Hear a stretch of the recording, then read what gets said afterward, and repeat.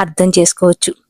సూర్యుడు చంద్రుడు ఎలా శాశ్వతమో సనాతన ధర్మం కూడా శాశ్వతమైనదని మన పండితులు పూర్వీకులు చెప్తున్నారండి.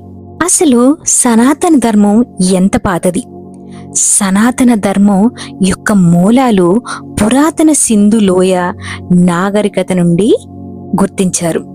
ఇది సుమారు 2500 BCE నాటిదని, సింధు లోయలో పురావస్తు పరిశోధనలో కీలక అంశాలకు సంబంధించిన చిత్రాలు, ముద్రలు మరియు కళాఖండాలను కనుగొన్నారు. అసలు సనాతన ధర్మం ఎన్నో పవిత్ర గ్రంథాలు ఆధారంగా రూపొందించారు. అవి ఏంటి అంటే వేదాలు, ఉపనిషత్తులు, రామాయణ, మహాభారత ఆధారంగా ఎందరో మహర్షుల తపస్సు ఆధారంగా మన religious, philosophical and cultural traditions అన్వయించి